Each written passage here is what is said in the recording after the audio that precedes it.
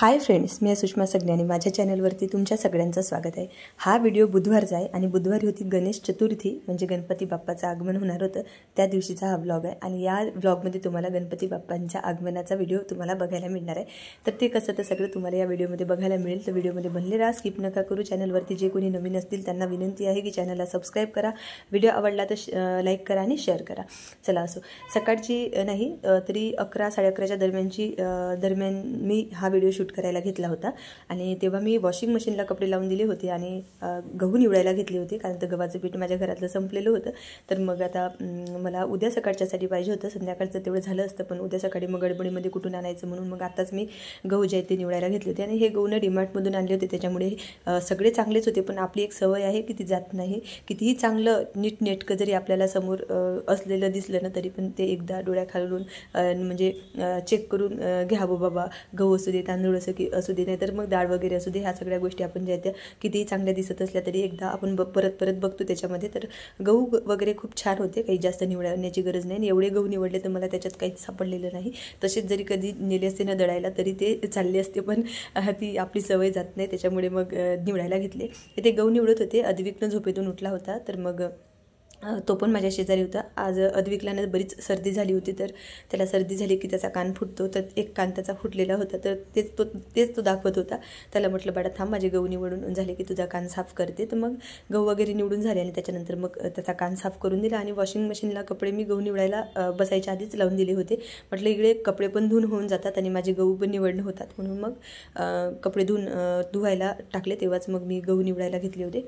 तर गहू पण निवडून झाले, कपडे पण धुवून झाले। आता कपडे फक्त गॅलरीमध्ये सुकायला टाकायचे होते आणि त्यानंतर मला जायचं होतं माझ्या मैत्रिणीच्या घरी, कारण माझ्या मैत्रिणीच्या घरी बसतात गणपती बाप्पा आणि तिने मला म्हणजे सकाळी पण फोन केला होता की गणपती बाप्पांना बसवायचा आहे तर यायचं आहे घरी। तर मग त्यांचं आमंत्रण होतं, तसंही 2 दिवसाच्या आधीच मला फोन करून सांगितलं होतं की गणपती बाप्पा बसवायला यायचं आहे। तर मग मी हो म्हटलं होतं, पण सकाळी काही लवकर जावं लागणार असं काही माहीत नव्हतं। मला वाटलं संध्याकाळी वगैरे जावं लागणार, कारण आमच्याकडे संध्याकाळचेच गणपती बसवतात, त्याच्यामुळे असं मला वाटलं होतं।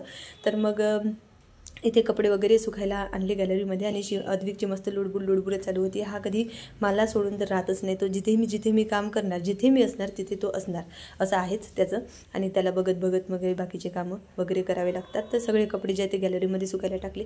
वातावरण काही चांगलं नव्हतं, पावसाचंच होतं, पाऊस कधी येणार असं होतं। आणि आज मी एक हलकं ब्लँकेट पण धुवून घेतलं होतं, पातळच होतं, ते हवेने सुकून गेलं असतं। तसे वॉशिंग मशीनमध्ये बऱ्यापैकी चांगलं सुकलेलंच होतं, पण हवा लागली की मग ती सुकणार होतं। जर पाऊस वगैरे आला तर मग ओलं होणार होतं तिकडच्या बाजूनं। तर मग वाटलं मी जायच्या आधी, म्हणजे मैत्रिणीच्या घरी जायच्या आधी जे ब्लँकेट आहे ते ना थोडंफार तरी सुकावं, म्हणजे जायच्या आधी मी ते काढून घेणार।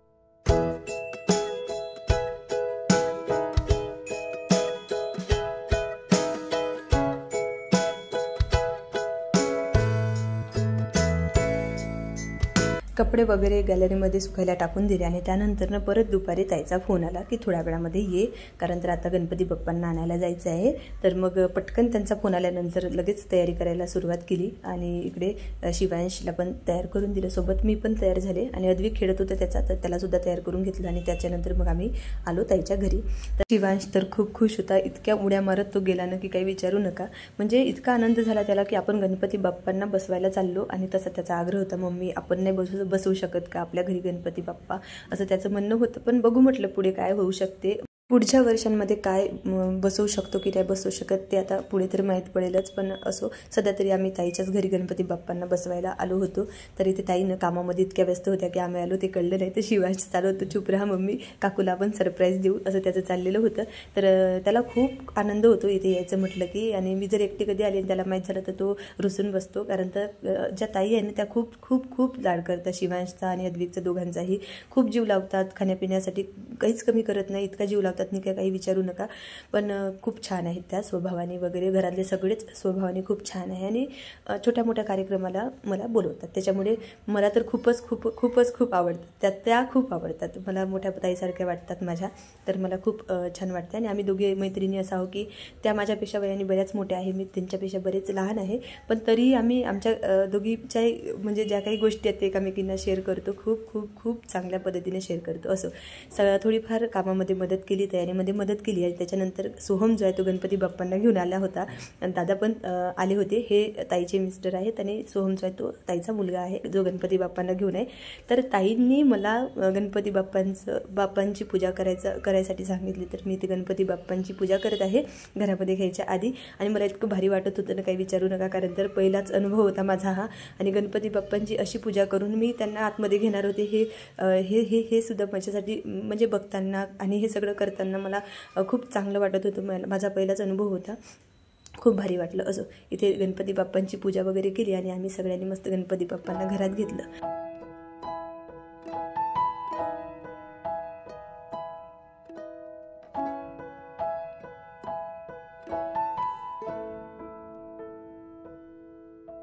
तर इतकी छान मूर्ती होती ना गणपती बाप्पांची की काही विचारू नका. खूपच छान मूर्ती आणली होती. मला तर गणपती बाप्पांच्या मूर्तीकडेच बघत राहावं वाटत होतं.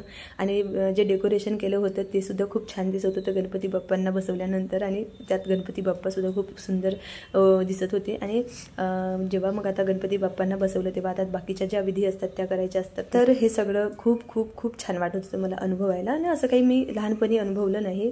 माझ्यासमोर गणपती बाप्पांना कधी बसवताना बघितलेलं नाही. असं लहान असताना गणपती बाप्पा सार्वजनिक ठिकाणी बसायचे ते बघितलेत, पण असं घरगुती वगैरे मी कधी बघितलेले नाही. आणि आमच्या घरी गणपती बाप्पा लहानपणी वगैरे बसत नव्हते. आमच्या लहानपणी आत्ता 3 वर्ष झाली आईवडिलांच्या घरी गणपती बाप्पा बसतात. तर असं वाटत होतं की एखाद्या वर्षी आईबाबाच्या घरी जेव्हा गणपती बाप्पा बसतात तेव्हा पहिल्याच दिवशी गणपती बाप्पा बसतात त्या पहिल्या दिवशी मी तिथे असावे, डेकोरेशन माझ्या हाताने करावं आणि मग गणपती बाप्पांना बसवावं सुद्धा आमच्या हाताने, असं मला वाटत होतं. आणि ते असं विचार करतच होते. तेवढ्यात ताईचा फोन आला आणि मग बघा मला इथे येऊन माझ्या हाताने गणपती बाप्पांची पूजा करून त्यांचं आगमन करायची संधी भेटली. हेच खूप आहे. म्हणजे होऊ शकते की मी हा विचार करत होते आणि ते आजच पूर्ण झालं. असो, तर इथे गणपती बाप्पांची आरती वगैरे करून झाली. आम्ही सगळ्यांनी मस्त प्रसाद वगैरे खाल्ला आणि त्यानंतर बघू शकता तुम्ही ते गणपती बाप्पा बसल्यानंतर गणपती बाप्पांचाच फक्त व्हिडिओ शूट केला होता. तर किती छान दिसतंय. असं तर इथे आम्ही थोडंसं गप्पा मारत बसलो होतो. जेवण करून जाण्याचा आग्रह होता ताईचा, पण मी म्हटलं नाही, मिस्टरांना उशीर होतो यायला, तोपर्यंत थांबता येणार नाही. म्हणून मग आम्ही नंतर घराकडे निघालो. घरी आलो तर काय मग शिवांशचा होमवर्क वगैरे बाकी होता. आणि आपण कुठेही गेलो ना की मग आपल्या घरातली कामं संध्याकाळचे बाकीच असतात, करावेच लागतात. तर मग आता ते पण करत होते मी. आणि सोबत शिवांशने इकडे होमवर्क करत होता. एक ड्रॉइंग होती ती कलर करत होता. आणि कलर बघा तुम्ही कसे केलेत दोघांनी मिळून. सगळ्या कलरचे ना तुकडे तुकडे करून ठेवले आणि मग ते तुकडे ना मी फेकलेच नाही आणि नवीन कलर आणलेच नाही. जे कलर होते ना तुकडे तुकडे केलेले त्याच्यातच त्याला ॲडजस्ट करायला सांगते. आता कसे कलर करायचे ते तसे कर. आता ते तुकडे करताना तुम्ही विचार केला नाही तर आता कलर करताना सुद्धा मला सांगायचं नाही असं मी सरळ सांगितलं. तर आता त्यानंतर ते कधीच कलर तोडणार नाही.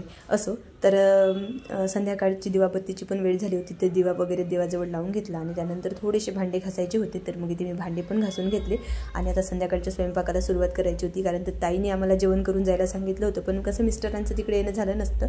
म्हणून मग म्हटलं नाही नको, आता घरी गेल्यानंतर एकाला जेवण बनवण्यापेक्षा मग आम्ही सगळ्यांचं तिकडे जेवणच करतो.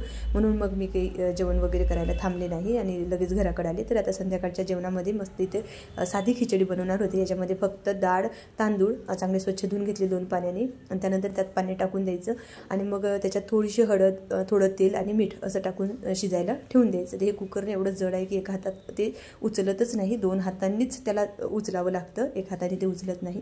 असो, तर कुकर वगैरे झाल्याने खिचडी बनवून शिजून तयार होती. तर याच्यासोबत अशी टमाट्याची चटणी नाही तर मग अशी कांद्याची साधी चटणी करत असतो आणि त्याच्यासोबत मग जेवण करत असतो. तर जेवण वगैरे करून झालं आणि त्यानंतर इथे थोडंसं बसलो होतो आम्ही, कारण तसा भरपूर वेळ मिळत नाही जेवण केल्यानंतर, पण जेवढा वेळ मिळाला तेवढ्या वेळात थोडंसं बस. मिस्टर ऑफिसमधून येतात ना, तर आल्या असं लगेच बसायला आणि बोलायला मिळत नाही. तर मग असं जेवण वगैरे झालं की निवांत गप्पा मारत बसतो. तर हा व्हिडिओ मी इथे सेंड करते. तुम्हाला जर व्हिडिओ आवडला असेल तर लाईक करा, शेअर करा आणि चॅनलला सबस्क्राईब करा. भेटू पुढच्या ब्लॉगमध्ये. तोपर्यंत बाय.